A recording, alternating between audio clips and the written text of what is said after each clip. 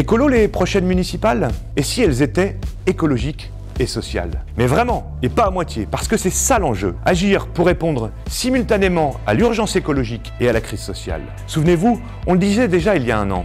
Il va falloir oser sortir des sentiers battus parce que la situation l'exige et qu'il n'y a pas d'issue favorable si on reproduit les mêmes méthodes. En réponse à la crise environnementale, sociale et démocratique, nous avons initié le 5 mars 2019 un nouveau projet de société, le Pacte du pouvoir de vivre. 66 propositions portées aujourd'hui par plus de 50 organisations qui montrent que fin du mois et fin du monde ne s'opposent pas, tout au contraire. Il n'y a pas d'un côté la crise du logement et ces 12 millions de personnes qui vivent dans des logements impossibles à chauffer l'hiver et à rafraîchir l'été, et de l'autre, celle du climat qui se dérègle. Il n'y a pas d'un côté la dépendance à la voiture pour aller travailler et de l'autre le problème de pollution de l'air et des émissions de gaz à effet de serre. Tout est lié.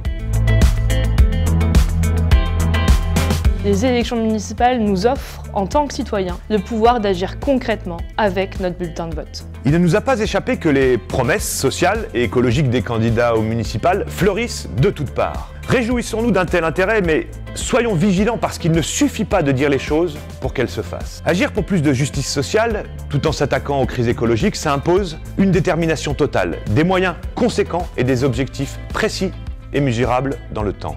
Alors comment faire ? Nous avons identifié 10 mesures. Si ces 10 mesures sont largement appliquées dans les communes dans les 6 années à venir, le pouvoir de vivre des citoyens peut concrètement s'améliorer. Diminuer les trajets en voiture individuelle en développant des alternatives actives et collectives.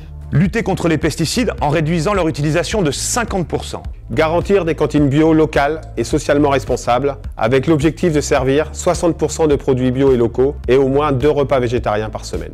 Lutter activement contre la précarité énergétique des personnes modestes et mettre en place un plan de rénovation thermique des bâtiments publics. Lutter contre l'artificialisation des sols en posant un moratoire sur toute ouverture ou extension de grandes surfaces commerciales ou logistiques dès 2020. Offrir accueil et hospitalité aux migrants et réfugiés. Garantir l'accès à la santé pour toutes et tous au sein des territoires. Réguler les marchés du logement avec des loyers encadrés, un coût du foncier maîtrisé et des logements sociaux en nombre suffisant. Lancer un plan logement d'abord avec l'objectif de 0 sans-abri dans nos communes.